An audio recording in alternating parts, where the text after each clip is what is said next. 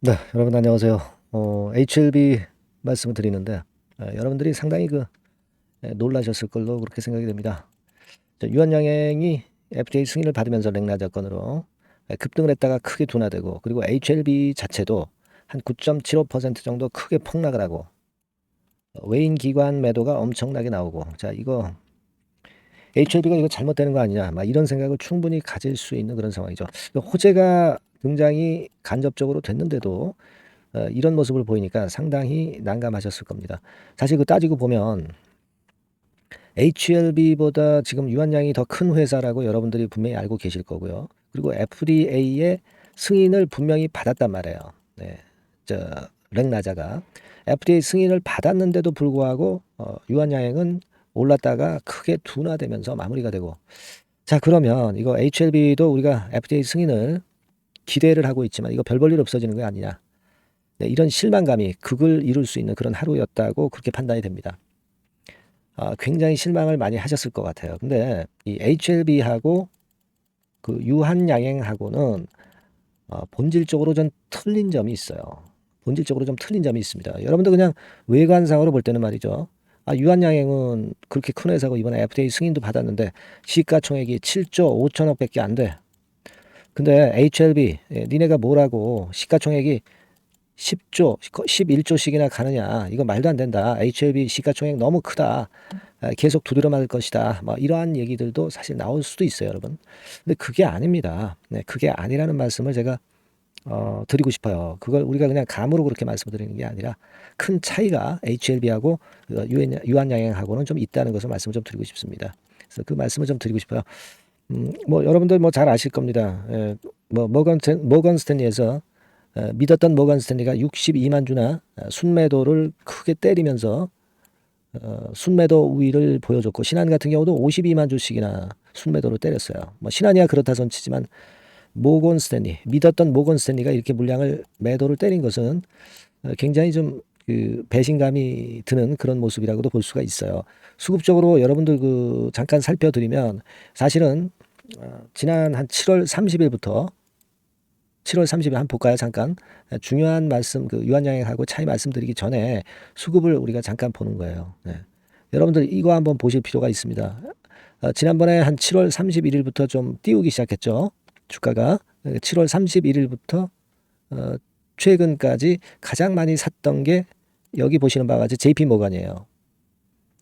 그죠? 네, JP 모건입니다. 신한 같은 경우는 우리가 쳐다보지 맙시다. 뭐 단타 매매하는 창구니까. 모건 스탠리죠? 모건 스탠리. 네, 모건 스탠리입니다. 네, 그죠? 모건 스탠리가 제일 많이 매수를 했던 모습입니다. 네. 근데 이제 여기 보시면 모건 스탠리가 62만 주 순매도를 했죠. 오늘 제가 아까 JP 모건이라고 그랬나요? 모건 스탠리입니다. 모건 스탠리가 62만 주 순매도를 했습니다. 그죠? 네, 신한이 52만 주 순매도를 했고, 요거 다시 한번 볼게요. 자, 여러분. 자, 이제 7월 31일부터 8월 20일까지 7월 30날부터 봐야 될 것 같아요. 이때까지 제일 많이 매수를 했던 것이 모건 스탠리입니다. 모건 스탠리. 그죠? 그리고 저 밑에 이제 신한투자증권이 한 7만 6천 주 순매도. 그러니까 얘는 보지 말고 모건 스탠리만 좀 보자고요. 그럼 제일 많이 매수를 했죠. 얘네들이 매도를 오늘 한꺼번에 했단 말이에요. 그래서 모건 스탠리 동향을 보면은 7월 30일 어딥니까? 한 요 정도죠. 네. 그래서 약간 파는 듯 하다가 쭉 샀다가 이걸 한꺼번에 딱 털어버렸단 말이에요. 그러니까 기분 나쁘죠. 모건 스탠리가 그래도 최근에 순매수를 쭉 이어와서 좋았는데 이걸 하루 사이에 뚝 털어버리니까 실망감이 대단하셨을 것으로 봅니다. 신한투자증권은 뭐 볼 필요도 없겠고요. 그래서 모건까지 매도를 때려버리니까 여러분들이 굉장히 실망하셨을 것으로도 그렇게 보여집니다. 근데 애시당초 외인들이라는 게 이 중장기 투자를 하는 창구가 많다고 보기는, 최근에는 많다고 보기는 어렵고, 프로그램 매매라든가 파생상품 매매를 통해서 좀 과거보다는 중장기 투자보다는 좀 단기 매매를 좀 일삼는 경향이 있어요. 그러니까 일단 그런가 보다라고 생각할 필요가 있겠고, 그리고 우리가 이 과거에 이런 비슷한 경우가 있었던 거 여러분들 아마 알고 계실 겁니다. 언제가 제일 비슷했냐면요. 7월 며칠인가요? 7월 외인들이 매도를 엄청 때렸던 날이 있어요. 그날하고 지금하고 아주 엇비슷합니다. 지금 150만 주 정도 8월 21일 날 순매도를 엄청 때렸잖아요. 또 한 번 그런 날이 예전에 있었습니다. 네, 그날이 자 7월 언젠가요? 7월 1일 그게 정확히 자 7월 여기서 보시면은 요 날이에요. 자, 이날 이제 순매도를 엄청 때렸고 한 번 또 때린 날이 이 6월 26일입니다, 여러분. 6월 26일. 자, 한번 봅시다. 자, 찬찬히 봅시다. 6월 26일 있죠? 자, 여기서 자, 보시면 6월 26일 이때 외인들이 무려 161만 주나 매도를 때렸어요. 그죠? 근데 그 다음에 어떻게 됐어요? 그 다음에 순매수가 들어오면서 다시 주가는 올라왔습니다. 차트에서 볼까요? 네, 6월 26일이 이날이죠. 이날 매도를 때리면서 주가를 내리눌렀지만은 다시 솟구치면서 FTA 미팅 전까지 급등이 계속 나왔습니다. 지금은 뭐예요? 재심사 제출하기 전에 이때 밀었다가 다시 또 끌어당기면 자 이때 하고 또 판바이가 되는 겁니다. 그죠? 그러니까 요때 모습하고 지난 6월 26일 모습하고 8월 21일 모습하고 너무나 똑같아요. 지금 그러니까 다시 되돌릴 수 있다는 것을 우리가 충분히 감 잡을 수는 있잖아요.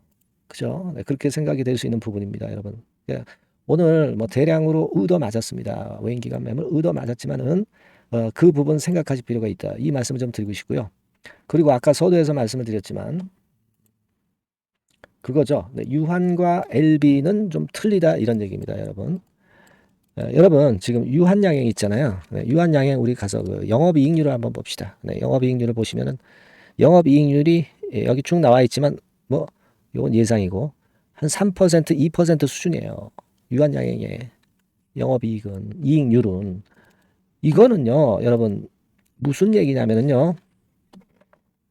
기술 수출이라든가 이런 것들을 쭉 위주로 해왔습니다. 다른 데서 다른 기업의 기술을 사와가지고 이거를 또 기술 수출하고 막 이런 식이거든요. 그러니까 유한양행이 되게 이번에 FDA 신약 허가를 받기도 했지만 주로 이런 기술 수출 기술을 다른 기업의 기술을 좀 이용을 해서 이거를 또 재수출해서 그래서 뭐 FDA 승인까지 받고 뭐 그런 부분이기 때문에 원초적인 뭐 이를테면 이제 이 그 레이저 티닙의 그 원 기술은 오스코텍이 갖고 있는 거잖아요.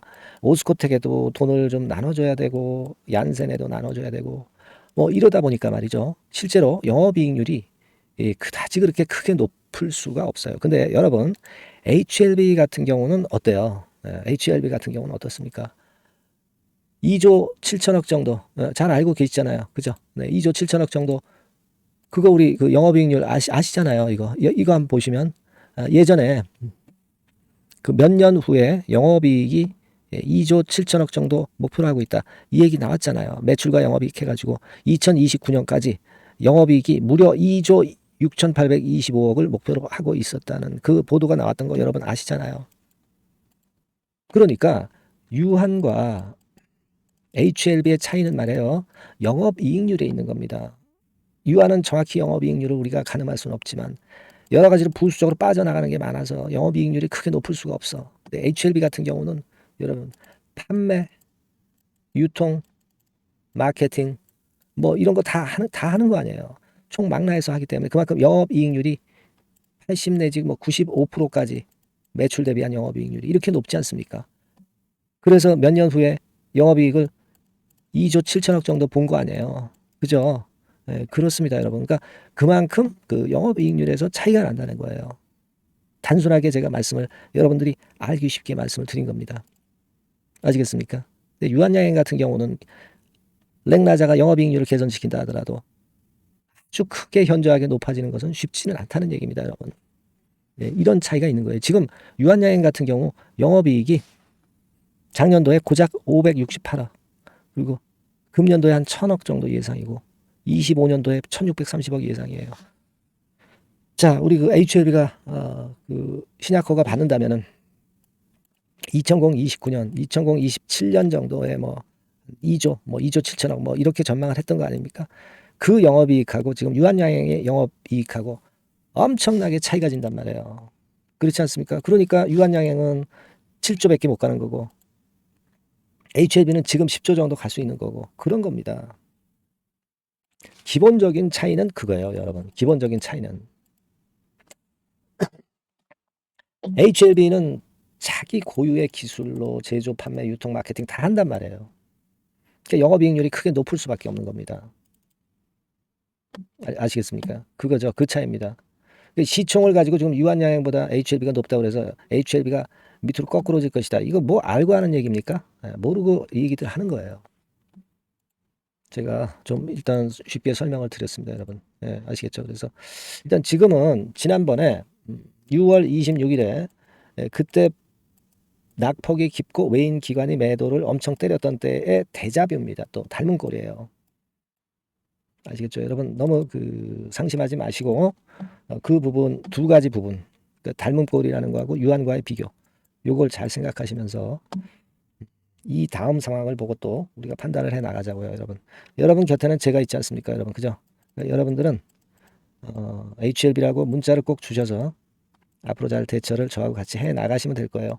네, 문자를 꼭 주시고 HLB는 가지고 가실 거니까 추천주 같은 경우는 1이라고 문자 주시면 제가 지속적으로 매수부터 매도까지 케어를 할 겁니다.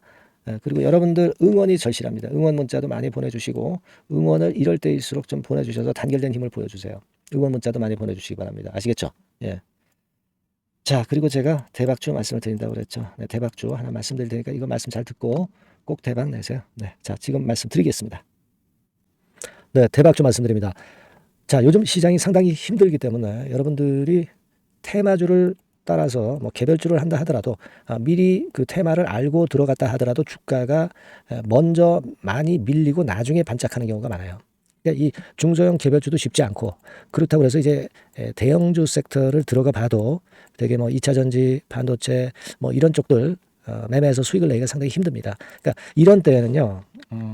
저평가된 종목을 매수해서 대박을 내는 것이 그것이 지금 이런 타임에는 상당히 저는 맞다고 봅니다. 근데 그냥 저평가만 됐다고 해서 이런 종목만 우리가 국한해서 하는 것보다는 성장성까지 겸비한 종목을 매수를 하는 것이 필요합니다.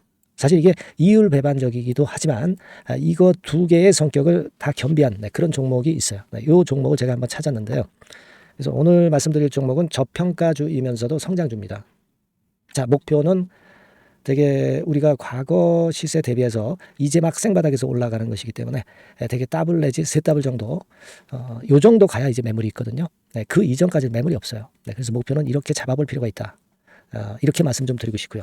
섹터는 여러분들 이미 올라갔다가 많이 올라갔다가 내리는 종목들 이런 것들은 반등을 주고 더 밀려버리는 그런 속성이 있기 때문에 제가 볼 때는 좀 신선한 쪽에서 섹터를 구하시는 게 더 좋아요. 그래서 조금은 최근에 아주 크게 오르지 않았고 이제 막 올라가기 시작하는 이 엔터테인먼트 sek터 중에서 하나 선택을 해봤어요.